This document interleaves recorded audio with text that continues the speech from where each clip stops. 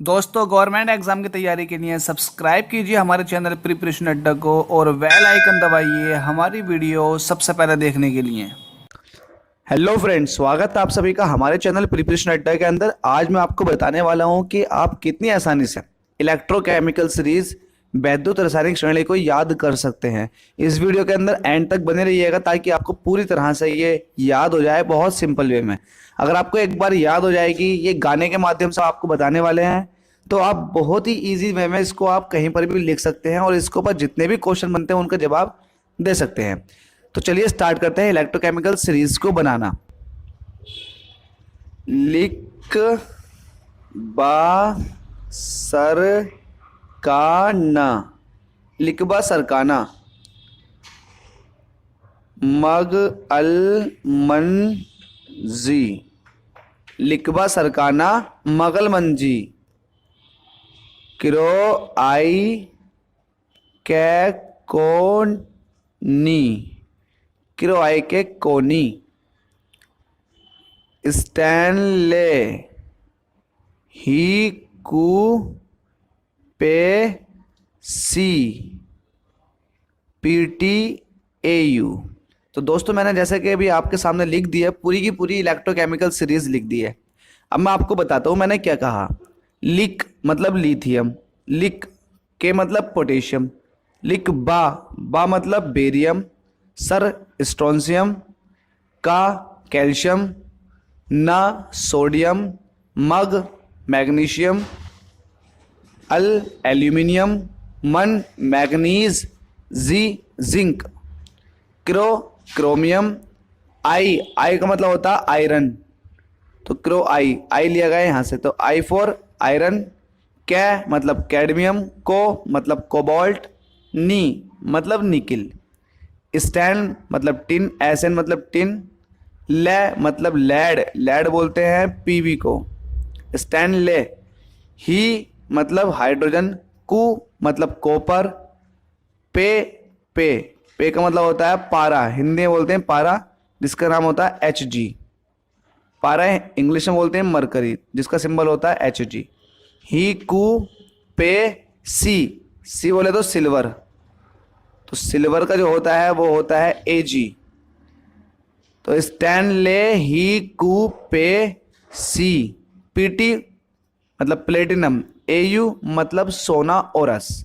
तो इस तरह से आप पूरी की पूरी इलेक्ट्रोकेमिकल सीरीज को बना सकते हैं। एक बार मैं आपको ओरली समझा देता हूं।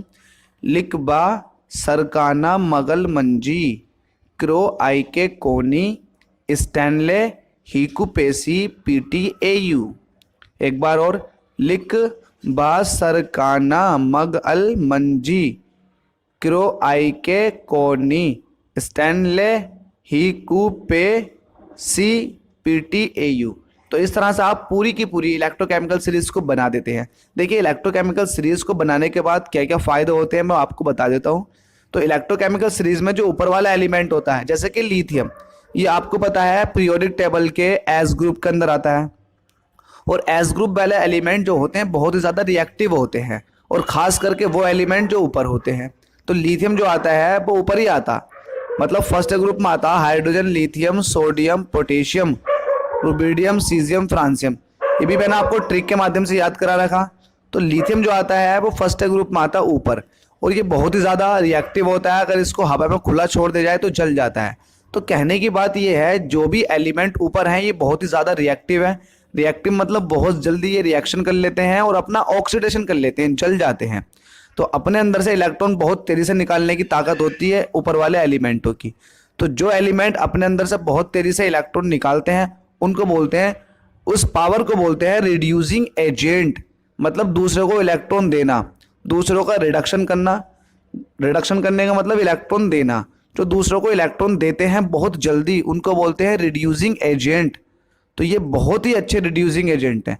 तो इस तरह से जो है ऊपर को जाने पर ये रिड्यूसिंग नेचर रिड्यूसिंग स्ट्रेंथ जो है, रिड्यूसिंग स्ट्रेंथ ये बढ़ती चली जाती है। इसको हिंदी में बोलते हैं अपचायक गुण। तो अपचायक गुण जो है वो ऊपर जाने पर बढ़ता है, जैसे कि आप देख पा रहे होंगे। तो इसका मतलब नीचे आने पर कौन सा गुण बढ़ेगा? ऑक्सीकारक गुण बढ़ेगा, जिसको ऑक्सीडाइजिंग स्ट्रेंथ बोलते हैं। तो ऊपर से नीचे जाने पर ऑक्सीडाइजिंग स्ट्रेंथ बढ़ती चली जाती है। एक एग्जांपल ले लेते हैं सोने का।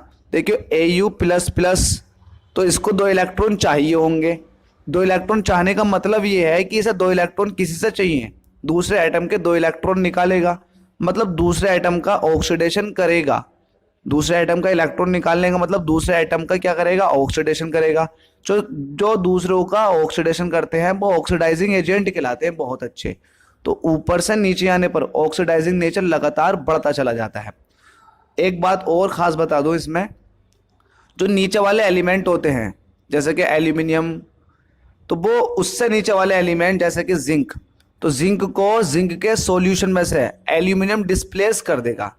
जैसे कि अगर मैं एल्यूमिनियम की रिएक्शन करा दूं जिंक सल्फेट से, तो जिंक सल्फेट का सॉल्यूशन है और वैद्युत रासायनिक श्रेणी में एल्यूमिनियम ऊपर आता है, जिंक नीचे आता, तो एल्यूमिनियम जिंक को डिस्प्लेस कर देगा उसके खुद के सॉल्यूशन में से।